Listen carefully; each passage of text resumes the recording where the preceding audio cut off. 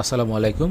So এটা হচ্ছে আমাদের data cleaning and data preprocessing সিরিজের থার্ড ভিডিও টিউটোরিয়াল। আর এর আগের দুইটা ভিডিও টিউটোরিয়ালে আমরা দেখেছি কিভাবে একটা ডেটা ফ্রেম ক্রিয়েট করতে হয় এবং এটার বিভিন্ন ডেটা ফ্রেমের বিভিন্ন প্রপার্টি আমরা দেখতে পারি এবং ছোটোখাটো কিছু অপারেশনও করেছিলাম ডেটা ফ্রেমের উপরে।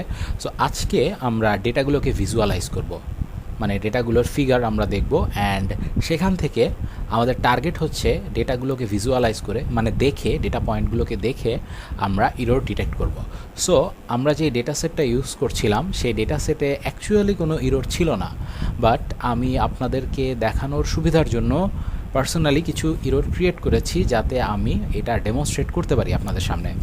সো গত দিনের পর থেকে আমি আবার কন্টিনিউ করছি। আপনারা যদি আপনাদের জুপিটার নোটবুকটা ক্লোজ করে দিয়ে আবার সেম নোটবুকে কন্টিনিউ করতে চান, দেন আপনাদেরকে প্রত্যেকটা লাইন আবার এক্সিকিউট করে আসতে হবে।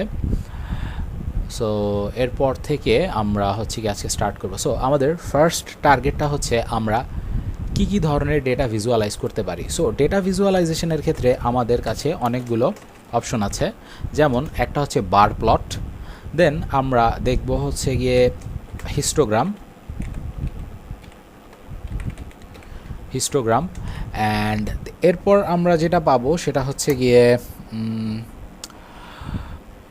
স্ক্যাটার প্লট, আর একটা হচ্ছে বক্স প্লট। সো এরপরে আমরা দেখব হচ্ছে গিয়ে box plot and scatter plot.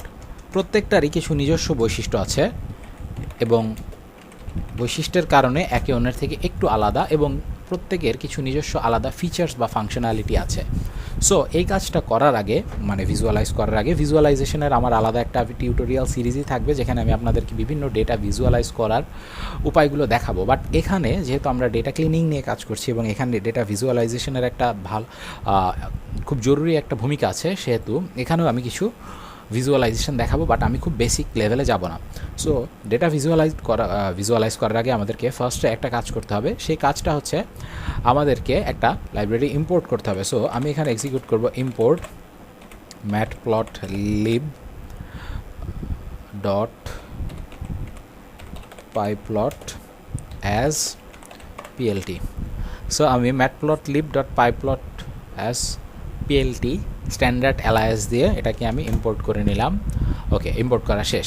So এখন আমার কাজ হচ্ছে আমি একটা একটা করে কলাম প্রথমে ভিজুয়ালাইজ করা স্টার্ট করব। সো আমি প্রথমে দেখাতে চাই আমার পপুলেশন কলামের কী অবস্থা, সেটা আমি একটু দেখতে চাই হিস্টোগ্রাম দিয়ে। সো আমি ডিএফ এবং সাবসেট মানে পপুলেশনটাকে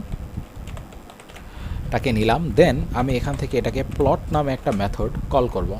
সো এই প্লট মেথডটা পাইপ্লটের মধ্যে আছে, এই প্লট মেথডটা কল করব এবং এখানে আমি লিখব কাইন্ড ইকুয়ালস টু হিস্ট, মানে আমি এটাকে একটা হিস্টোগ্রামে দেখাতে চাচ্ছি, সরি মিস্টেক ছিল, হিস্টোগ্রামে দেখাতে চাচ্ছি। সো এটা দিয়ে আমি শিফট এন্টার প্রেস করব, শিফট এন্টার প্রেস করলে এটা এক্সিকিউট হবে।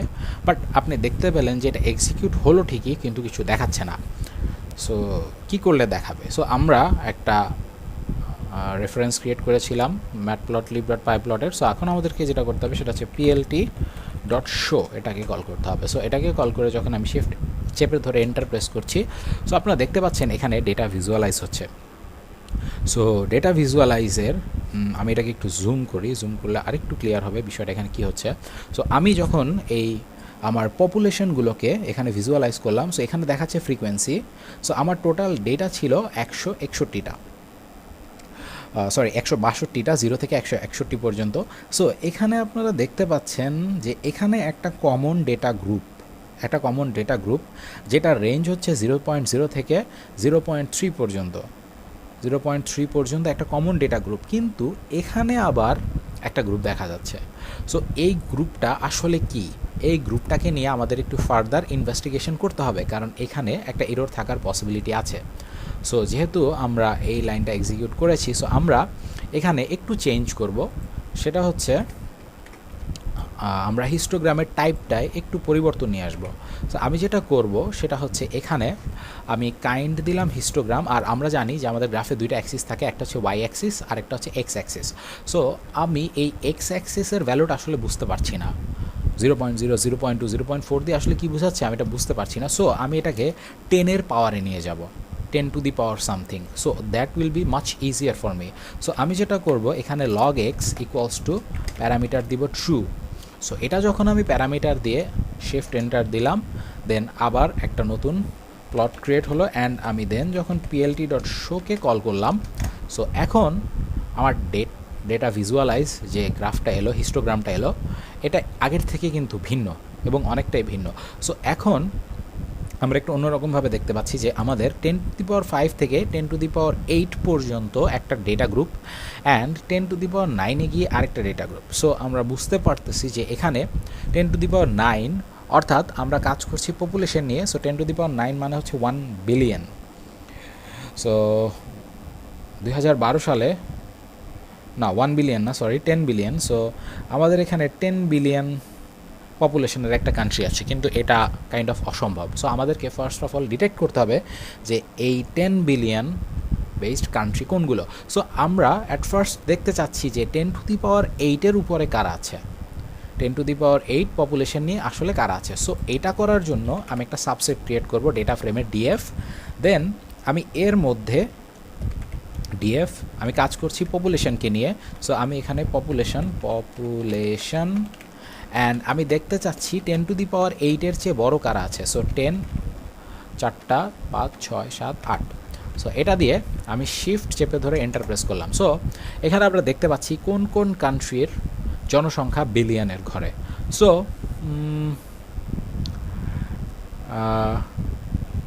বিলিয়ন সো আমি দেখতে চাচ্ছিলাম যে এখানে কারা কারা বিলিয়নের ঘরে। সো আপনারা যদি ভালো করে লক্ষ্য করেন, চায়না বিলিয়ন, ওকে ঠিক আছে। ইন্ডিয়া জনসংখ্যা বিলিয়নে, এটাও ঠিক আছে। আরেকটা আসে গ্রুপ বাংলাদেশ, যেটার জনসংখ্যা বিলিয়নে, কিন্তু এটা কোয়াইট ইম্পসিবল যে 2012 সালে বাংলাদেশের জনসংখ্যা, ইভেন বর্তমানেও বাংলাদেশের জনসংখ্যা বিলিয়নের ঘরে না। সো যেহেতু আমি কিছুটা স্পেসিফিক হতে পেরেছি, সো আমি মিলিয়নের পরে এবার বিলিয়নে চলে যাচ্ছি। সো বিলিয়নে গিয়ে 10 মিলিয়ন থেকে আমি বিলিয়নে চলে আসলাম, অ্যান্ড এখানে 10 টু দি 10-এর পরে 9টা শূন্য দিয়ে, 1-এর পরে 9টা শূন্য দিয়ে আমি আবার যদি সেম স্টেটমেন্ট এক্সিকিউট করি, সো এবার আমার জন্য জিনিসটা আরেকটু শর্ট হয়ে গেল। সেটা হচ্ছে চায়না, যাদের জনসংখ্যা বিলিয়নে, ইন্ডিয়া যাদের জনসংখ্যা বিলিয়নে, এবং বাংলাদেশ যাদের জনসংখ্যা এখানে দেখাচ্ছে বিলিয়নে বাট আসলে বিলিয়ন না। সো এটা হচ্ছে আমার একটা error.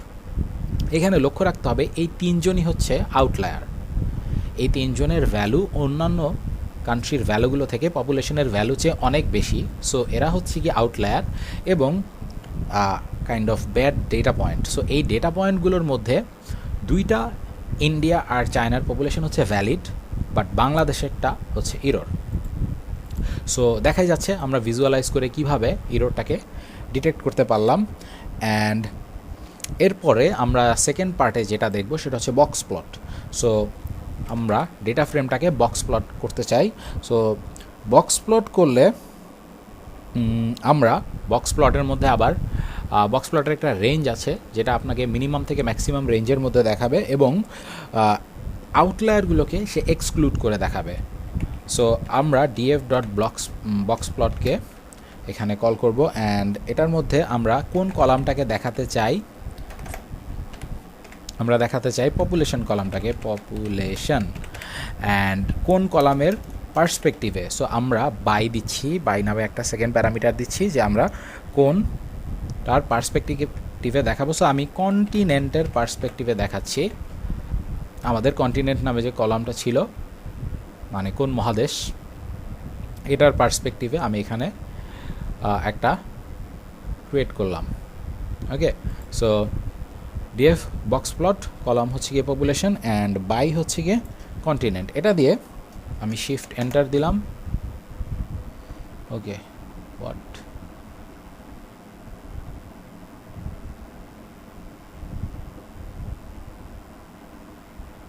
please use values reshape instead.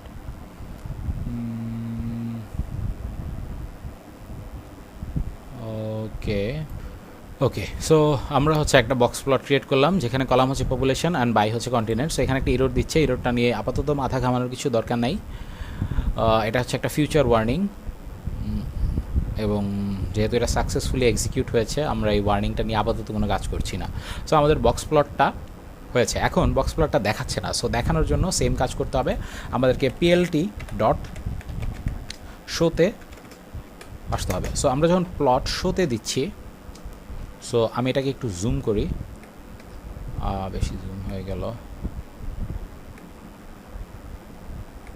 Okay. So এটা হচ্ছে আমাদের বক্স প্লট, অ্যান্ড বক্স প্লটের উপর লেখা আছে box plot grouped by continent population. So Africa আমরা একটা নির্দিষ্ট রেঞ্জ দেখতে পাচ্ছি, নিচের দাগটা হচ্ছে মিনিমাম, পরের দাগটা হচ্ছে ম্যাক্সিমাম। এটার ক্ষেত্রেও সেম, এটার ক্ষেত্রেও সেম, ঠিক আছে। বক্সগুলোকে বলা হচ্ছে, এই যেখানে যে বক্সগুলো আপনারা দেখতে পাচ্ছেন, এই বক্সগুলোকে বলা হচ্ছে হুইস্কার্স, আর যে লাইনগুলো দেখতে পাচ্ছেন সেগুলো হচ্ছে নিচের লাইনটা মিনিমাম, উপরের লাইনটা ম্যাক্সিমাম, এবং এরা হচ্ছে আউটলায়ার্সগুলোকে বাদ দিয়ে। সো এখানেও আমরা এশিয়াতে 3 জন আউটলায়ার্স দেখতে পাচ্ছি, 1 2 3। সো এই 3টা আউটলায়ার কারা আমরা আগেই কিন্তু জেনে এসেছি, China, India and Bangladesh. So এখান থেকেও এই বক্স প্লটে যখন আমি ডেটাগুলোকে ভিজুয়ালাইজ করলাম, সো তখনও আমি 3 জনকে দেখতে পেলাম যাদের মধ্যে সমস্যা আছে। বাট এই 3 জনের মধ্যে ইন্ডিয়া অ্যান্ড চায়না এরা দুজন ভ্যালিড ডেটা পয়েন্ট, যদিও এরা ব্যাড ডেটা পয়েন্ট, আর এদের মধ্যে বাংলাদেশ যেটা আছে সেটা ইরর।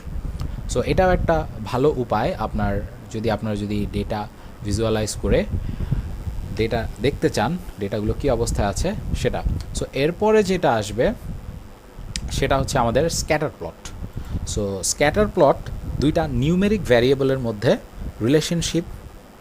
রিলেশনশিপ দেখায়, এবং শুধুমাত্র এই দুইটার মধ্যে এমন সব ইরর দেখাবে যেগুলো শুধুমাত্র আমরা একটা ভেরিয়েবল দেখে বুঝতে পারবো না, মানে একটা ভ্যারিয়েবলকে দেখে আমি বলতে পারবো না যে আসলে এখানে কোনো ইরর হয়েছে কি না। সো আমি যখন এটাকে ইমপ্লিমেন্ট করবো, সো আরেকটু ইজি হবে জিনিসটা। সো এখানে স্ক্যাটার প্লট, যেটা স্ক্যাটার প্লট কাইন্ড অফ হিস্টোগ্রামের মতোই সিনট্যাক্স। সো এটাকে আমি করব df ডট প্লট, ওকে, df ডট প্লট, দেন হচ্ছে গিয়ে kind equals to scatter, kind হচ্ছে স্ক্যাটার, অ্যান্ড দেন আমার এক্স আর ওয়াই এই দুইটা কলামে আমাকে দুটো নিউমেরিক ভ্যালু ইউজ করতে হবে। সো এক্স অ্যাক্সিস বরাবর আমি চাচ্ছি লিটারেসি, অ্যান্ড ওয়াই অ্যাক্সিস বরাবর আমি চাচ্ছি পপুলেশন।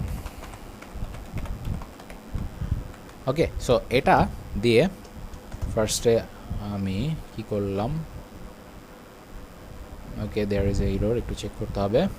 ওকে, সো আমার এখানে একটা এরর ছিল, আমি এক্স কলামের নামটা ভুল দিয়েছিলাম, এক্সটা লিটারেসি না ফিমেল লিটারেসি, আর ওয়াই হচ্ছে পপুলেশন। সো এটা দিয়ে আমি আবার ভিজুয়ালাইজ করবো। সো আগের মতোই সেম, আমাকে প্রত্যেকটা ডেটা ভিজুয়ালাইজ করার আগে আমি যখন এটাকে প্লট করব, প্লট করার পর আমাকে পিএলটি ডট শো দিতে হবে। সো এখন আমি একটা স্কেটার প্লটে ডেটাটা ভিজুয়ালাইজ করলাম, অ্যান্ড স্কেটার প্লটে যখন আমি ভিজুয়ালাইজ করছি তখন আমি ফিমেল লিটারেসির সাপেক্ষে এখানে পপুলেশন দেখতে পাচ্ছি। ওয়াই অ্যাক্সিস বরাবর যাচ্ছে আমার পপুলেশন, অ্যান্ড এক্স অ্যাক্সিস বরাবর যাচ্ছে ফিমেল লিটারেসি। সো আমরা চাইলে এটাকে একটু রোটেটও করতে পারি, 20 40 60 80 100 এটাকে রোটেট করা যায়। সো এটাকে রোটেটের ক্ষেত্রে আপনাকে যেটা করতে হবে, রট ইকুয়ালস টু 90, আপনি যত ডিগ্রি রোটেট করতে চান সেটা দিবেন, অ্যান্ড সেটা দিয়ে আমি শিফট এন্টার দিচ্ছি, দেন হচ্ছে গিয়ে আবার পিএলটি ডট শো। সো এখন দেখুন এই যে লেখাগুলো 90 ডিগ্রি রোটেটেড হয়ে গেছে। সো এটা একটা ওয়ে, জাস্ট যখন আপনার অনেক লেন্দি কিছু থাকবে সেটার জন্য।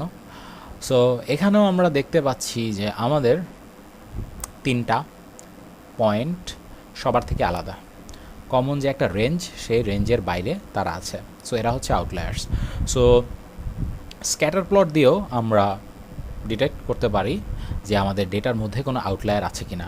সো অনেকের মনে এখনও প্রশ্ন থাকতে পারে যে আসলে আউটলায়ার্স কি। আউটলায়ার্স হচ্ছে এমন কিছু ডেটা পয়েন্ট যেগুলো অন্যান্য ডেটা পয়েন্টের চেয়ে অনেক বেশি ভ্যালু অথবা অনেক কম ভ্যালু, মানে তাদের ভ্যালুগুলোর খুব একটা বেশি ইম্প্যাক্ট করবে যখন আমরা এই ডেটাগুলোকে নিয়ে অ্যানালাইসিস করতে যাব।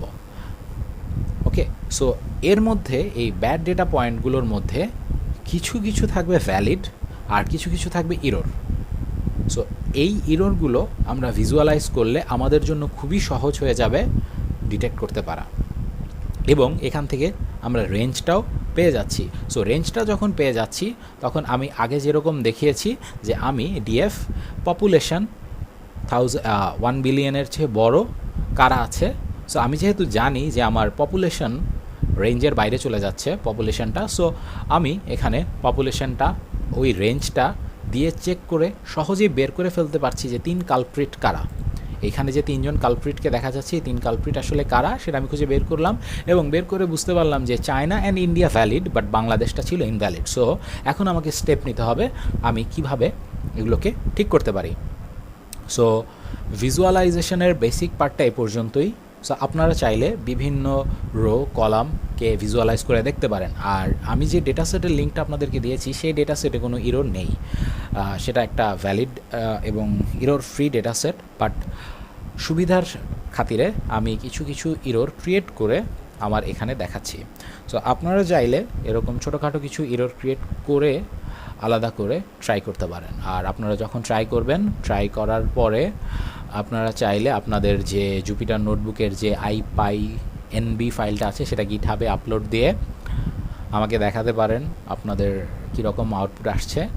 সো এতে আপনাদের প্র্যাকটিস হবে অ্যান্ড আপনারা ভালো পারবেন। আর machine learning and data science নিয়ে আপনারা যখন কাজ করবেন আপনাদেরকে প্রচুর প্র্যাকটিস করতে হবে, বিভিন্নভাবে প্র্যাকটিস করতে হবে, and practice makes a man perfect. So আজকের ভিজুয়ালাইজেশন পার্টটা এ পর্যন্তই। আমরা সামনে আরও কিছু কাজ করব ডেটা নিয়ে এবং ইরোর ডিটেকশন নিয়ে। সো তখন আবার দেখা হবে সবার সাথে। আর যদি কারো কোনো সমস্যা থাকে এই টিউটোরিয়ালে, আপনি কিছু বুঝেননি, আপনার কিছু জানার প্রয়োজন, দেন আপনি অবশ্যই কমেন্টে জানাবেন এবং আমি আপনাকে সেটার সমাধান দেওয়ার চেষ্টা করব। সো থ্যাংক ইউ, আজকেটা এখানেই শেষ।